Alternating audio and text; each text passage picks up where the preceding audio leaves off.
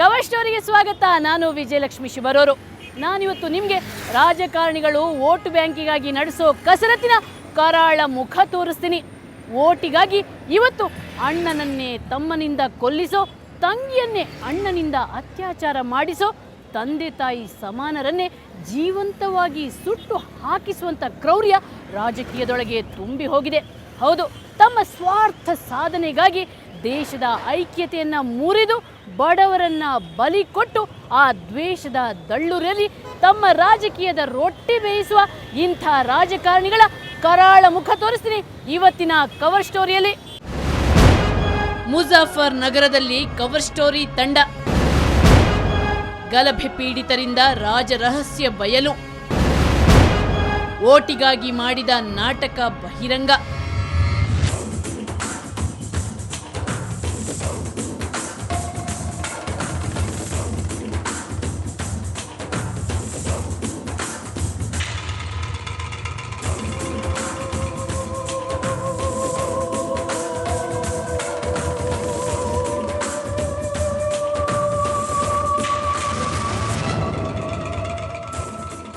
ಮುಜಾಫರ್ ನಗರ ಗುಜರಾತ್ನ ಗೋಧ್ರಾ ಹತ್ಯಾಕಾಂಡದ ಬಳಿಕ ದೇಶದಲ್ಲೇ ಅತ್ಯಂತ ಭೀಕರ ಕೋಮುಗಲಭೆ ಕಂಡ ನಾಡು.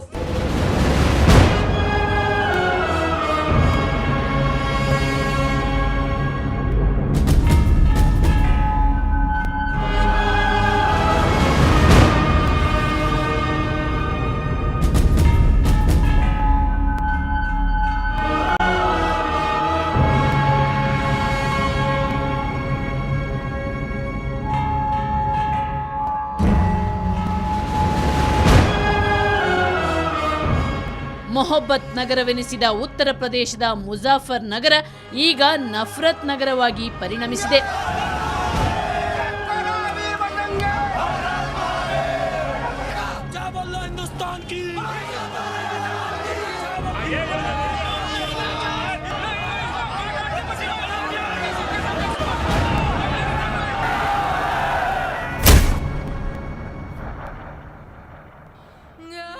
ಇಲ್ಲಿ ಪರಿಸ್ಥಿತಿ ಈಗಲೂ ಬೂದಿ ಮುಚ್ಚಿದ ಕೆಂಡದಂತಿದೆ.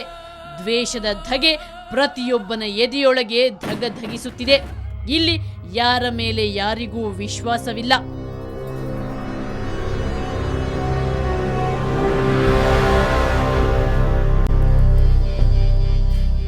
ಹೀಗಾಗಲು ಕಾರಣ ಏನು? ದಂಗೆಯ ಹಿಂದಿದ್ದ ಷಡ್ಯಂತ್ರ ಏನು? ಈಗ ಇಲ್ಲಿ ಪರಿಸ್ಥಿತಿ ಹೇಗಿದೆ? ನೊಂದವರ ನೋವಿಗೆ ಸಾಂತ್ವನ ಸಿಕ್ಕಿದೆಯಾ? ಇವೆಲ್ಲವನ್ನ ತಿಳಿದುಕೊಳ್ಳುವ ಪ್ರಯತ್ನ ಮಾಡಲು ಇಡೀ ಮುಜಾಫರ್ ನಗರ ಸುತ್ತಾಡಿತು ಕವರ್ ಸ್ಟೋರಿ ತಂಡ.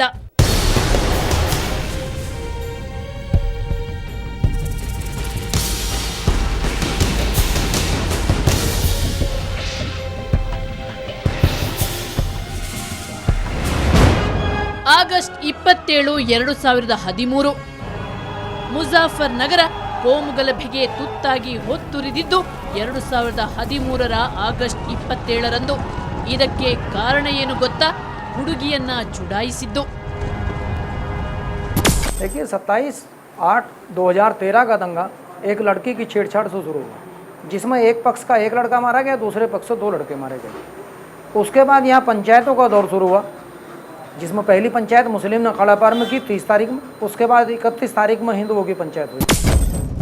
ಯುವಕರ ಕೊಲೆಯ ನಂತರ ರಾಜಕೀಯ ನಾಯಕರು ನಡೆಸಿದ ಆ ಮಹಾ ಪಂಚಾಯತ್ ಮಹಾಸಮರಕ್ಕೆ ವೇದಿಕೆಯಾಯಿತು. ದ್ವೇಷದ ಸಣ್ಣ ಕಿಡಿ ಭಾರೀ ಅನಾಹುತ ಮಾಡಿತು. ದ್ವೇಷ ದಳ್ಳುರಿಗೆ 60ಕ್ಕೂ ಹೆಚ್ಚು ಮಂದಿ ಬಲಿಯಾದ್ರು. 100 ಮಂದಿಗೆ ಗಾಯಗಳಾದವು. 60,000ಕ್ಕೂ ಹೆಚ್ಚು ಮಂದಿ ನಿರಾಶ್ರಿತರಾದ್ರು.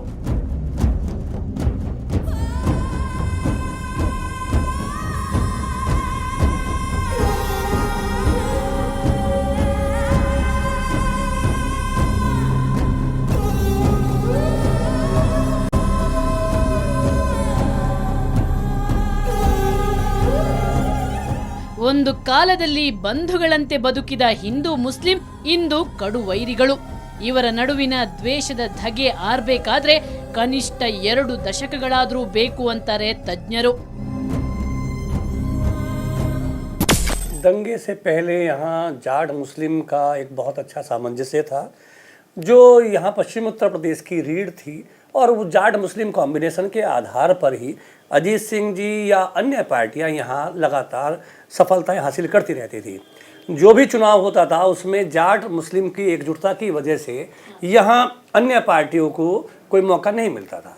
अच्छा, दंगे के बाद इस घटना के बाद ध्रुवीकरण हुआ है, धार्मिक आधार पर ध्रुवीकरण हुआ है, हिंदू मुस्लिम में बंटवारा हुआ है, खासतौर से जाट और मुस्लिम में इतना ज़्यादा बंटवारा हुआ है जो अगले 10-20 साल तक शायद उसको आसान नहीं होगा भर पाना। ಗಲಭೆಗೆ ನಡೆದಿದ್ದ ಭಾರೀ ಡೀಲ್. ಮುಜಾಫರ್ ನಗರದ ಗೋಮು ಗಲಭೆ ಒಂದು ಸಂಚು. ಇದರ ಹಿಂದೆ ಭಾರೀ ರಾಜಕೀಯ ಷಡ್ಯಂತ್ರ ನಡೆದಿತ್ತು ಅನ್ನೋದು ಪ್ರತಿಯೊಬ್ಬರ ವಾದ.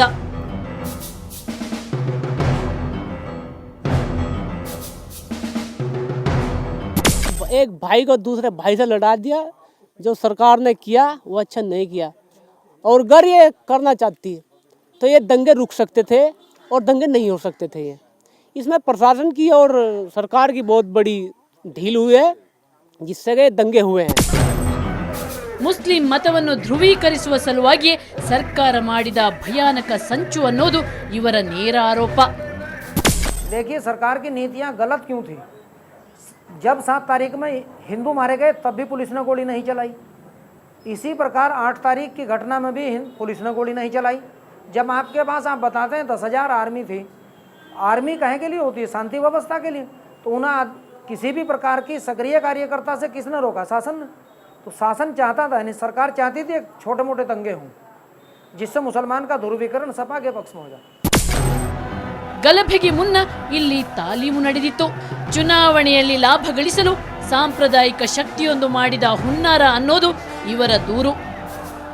दंगा जिन लोगों के द्वारा कराया गया, ये दंगे के दिन की नहीं, दंगे तो चुनाव का आगाज हुआ था और उससे 2 महीने पहले यहाँ विशेष दल के द्वारा कुछ विशेष वर्ग के लोगों को बसों में, ट्रेन में, सड़कों पे उतार कर परेशान करने का काम किया था। पूरा जिला जानता है दंगा कराने वाले कौन थे, और भारतीय जनता पार्टी ने उन लोगों को बल्कि स्टेज पे जाकर इनाम देने का भी स्वागत करके काम किया था। ತನ್ನ ವೋಟ್ ಬ್ಯಾಂಕ್ ಗಟ್ಟಿಗೊಳಿಸಲು ಬಹುಜನ ಸಮಾಜವಾದಿ ಪಕ್ಷದ ಸಂಸದರಾಗಿದ್ದ ಖಾದಿರ್ ರಾಣಾ ಮಾಡಿದ ರಕ್ತ ಸಿಕ್ತ ನಾಟಕ ಅಂತಾರೆ ಇವರು. बीएसपी सांसद इन दंगों के मुख्य जिम्मेदार हैं। जब 27 तारीख को 2 नवयुवकों की हत्या हुई, जिनके बाद दंगा भड़का, उसमें 30 तारीख को पहली पंचायत मौजूदा सांसद ने की, और उस पंचायत में उन्होंने इस तरह की भाषा यूज की कि उसके अगले दिन 31 को दोबारा पंचायत हुई। तो कहीं ना कहीं अगर 30 की पंचायतें पहली ना, पंचायतों का दौर मौजूदा सांसद ने शुरू किया, अगर वे पंचायत ना करते तो मुजफ्फरनगर में दंगा ना होता। लोग ये बात भूले नहीं अभी तक, मेरा कहना है।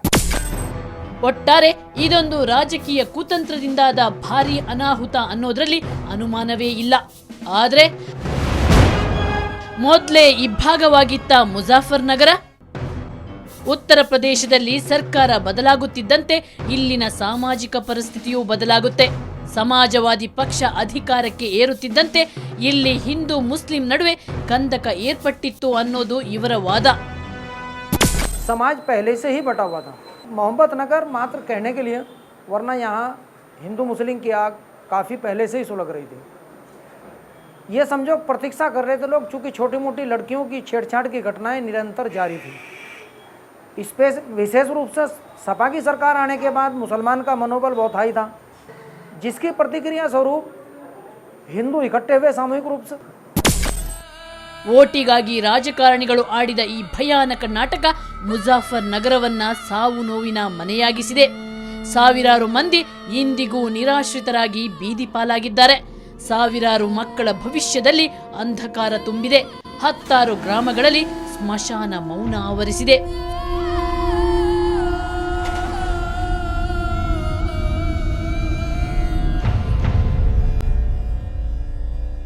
ಮುಜಾಫರ್ ನಗರದ ಯುದ್ಧ ಭೂಮಿಯಲ್ಲಿ ಓಡಾಡಿದಾಗ ನಮಗೆ ಯುದ್ಧ ಮುಗಿದ ನಂತರ ಯುದ್ಧ ಭೂಮಿಯಲ್ಲಿ ನಡೆದಾಡಿದ ಅನುಭವ ಆಯಿತು. ಎಲ್ಲೆಲ್ಲೂ ಸ್ಮಶಾನ ಮೌನ, ಸೂತಕದ ಛಾಯೆ, ಸಾವು ನೋವು, ಎಲ್ಲರ ದೃಷ್ಟಿಯಲ್ಲಿ ಒಂದು ರೀತಿಯ ಅನುಮಾನ ಇತ್ತು. ಇಲ್ಲಿ ಕಂಪ್ಲೀಟ್ ಆಗಿ ಹಿಂದೂ ಮುಸ್ಲಿಂ ಅನ್ನುವಂಥ ಒಂದು ಗೆರೆ ಎಳೆದಿದ್ದಾರೆ.